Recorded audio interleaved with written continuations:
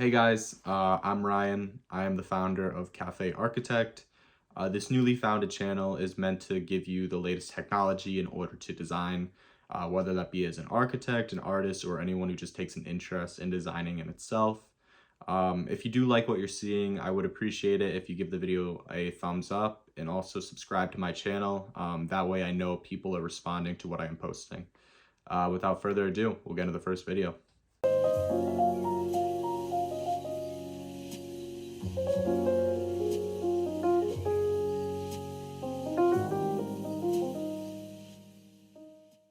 Hey guys, welcome to today's video. I'm going to be talking about a new tool that was added into SketchUp recently called Diffusion.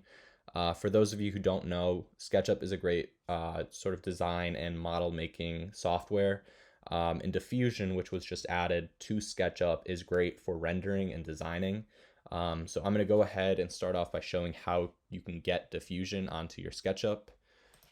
So what you're going to do is you're going to go to extensions over here and you're going to go to extension warehouse. It's going to give you a search bar, which you're going to type in diffusion. And as you can tell, it pops up right here, and it is compatible for Windows and Mac. And the best part about it is it's free. So what you're going to do is you're just going to click on it, and then you're going to install it into your SketchUp.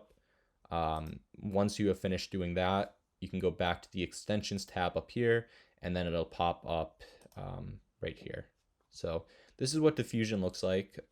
It's going to give you a text box where you can type in a prompt. There's a bar for styles, so it gives you a bunch of different style options. They have 3 photorealistic ones, which are exterior, interior, and aerial. And then they have some more conceptual ones, which are pencil sketch, watercolor, illustration, clay model, and physical model.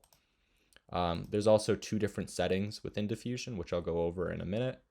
And then it has your input view, what you're going to basically be rendering. And what's kind of nice about this is it's a really good workflow. So let's say I don't like this view, and I'm actually going to change it for the purpose of this video. So maybe I want to do a view of the front of the house instead. As you can tell, this input view hasn't changed, but my model view has changed. So all I'm going to do is I'm going to hit this little refresh button, and in a matter of a few seconds, it's going to refresh my input view. And let's say even here, I don't really like how it's not showing the entire walkway. So I'm going to zoom out a little bit in the model, and I'm going to try to capture more of the landscape. So I'm going to hit refresh again. And as you can tell, it'll refresh your view for you. So let's say I like that view, and I'm going to go with this in order to render an image. So first, what I'm going to do is I'm going to pick a style that I want. For the purposes of my model, I'm going to do an exterior photorealistic rendering because I am doing an exterior shot.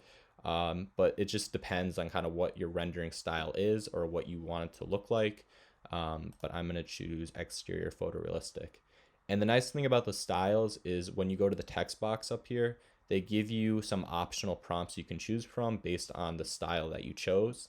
Once again, it is optional. You don't have to put all these prompts in, but I am going to choose a few. So I'm going to choose high quality, and I'm also going to choose soft lighting and see what that does. And now I can type in prompts that I want specific for my rendering. So I'm going to type in front yard, plants. Let's see. I'm going to type in yellow siding because I want to match the color of the house. I'm going to type in clear sky, type in grass, and then let's go with that. So I typed in the prompts that I want. It might not be perfect the first time. It probably won't be, and I'll show you what it basically does or how to fix that. And then you can go into settings here, and respect model geometry I usually keep all the way up. What that means is it basically is saying how much you want it to respect the geometry within your SketchUp model. And for me, I want it to be very realistic to the model itself. So to respect model geometry, you usually want to keep that all the way up if you're looking to make it most accurate to your model. If you're willing to have some wiggle room and to make it more conceptual, you might bring this down more. It all depends on the rendering you're trying to create. And then prompt influence, I usually keep at the middle. That's basically saying how much your prompt up here influences your rendering. And like I said before, I kind of want it to be more of the model itself in SketchUp. So I'm going to kind of put that in the middle. And then once I have all these things complete, I can hit generate. And it usually takes about 15 to 20 seconds to render. And what it's going to do is it's going to give you 3 different options based on all of these settings. So it'll pop up in 1 second. All right, so these are the 3 options it came up with. And as you can tell, they're not perfect. There's a lot going on.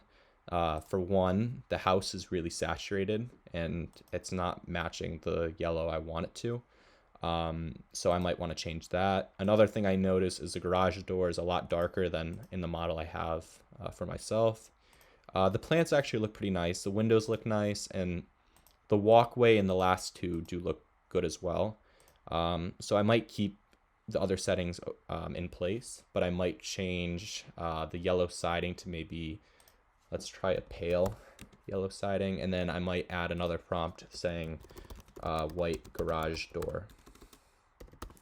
And now I'm going to hit generate again, and let's see if that fixed the problems I saw in the first 3 images.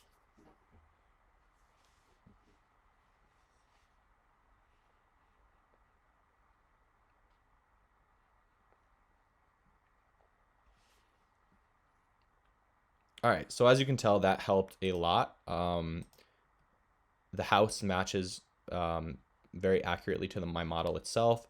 It also picked up the white garage door and made them lighter, which I like. This one didn't as much, but that's okay. And this is another nice one, but there are still a few things wrong in terms of the grass going in the way of the pathway and also over by the driveway. So what I might try to do here is I might try to take out the prompt of, let's see, maybe I'll try to take out, or maybe I'll add another prompt and put walkway. And now let's see what that does, just to distinguish the fact that there is a walkway. And then I also put in front yard, so it does know to pick up on the grass. So hopefully that'll fix the problem.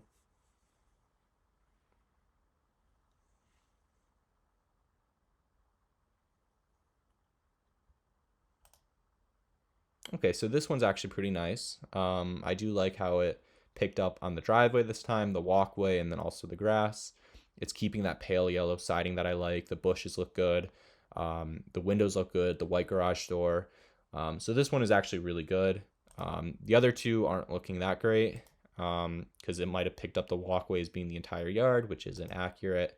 So I do like this one, and I think this is actually probably the closest I've gotten to the model. The best thing about diffusion is you can basically generate as many images as you want, so it's kind of unlimited, and they generate in no time, so you can sort of mass produce as many renderings as you want until you find one that you really like. There's another technique that I like to use where I basically take a few images that I really like and I overlay them on top of each other into Photoshop. I will make another video to explain how I do this, but I basically choose a few images where I do like a certain feature in each of the renderings and kind of make it into one sort of complete rendering. But I do like, for the purposes of this video, I do really like this. So I am going to go ahead and hit save.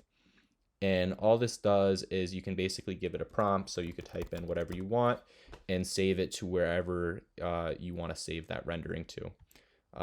So that's pretty much how you use diffusion. It is fairly new, so there are going to be quite a few mistakes in terms of rendering, but it is a great tool for you to start off and also just to get an idea of what AI can do today. There is so much technology out there, so you have to utilize it. So if you are someone that uses SketchUp, I would encourage you to download Diffusion and play around with it. It is a great way to basically come up with renderings and designs that you can basically do in no time. So overall, this is Diffusion. I do really like it. I have been using it a lot more, and I know there's so much more you can use with it. But if you did like this video, please do give it a thumbs up and also subscribe to my channel. Like I said, I'll be posting more videos. My next video will be on basically how to use multiple images from Diffusion and put them into Photoshop and make them into like one basically rendering one overlaid rendering, one finished design. But yeah, thank you guys for watching. And as always, comment if you have any questions or if you have any tips that can even benefit me in my future videos. I do appreciate the feedback. But thank you guys for watching, and I look forward to seeing you guys in the next video.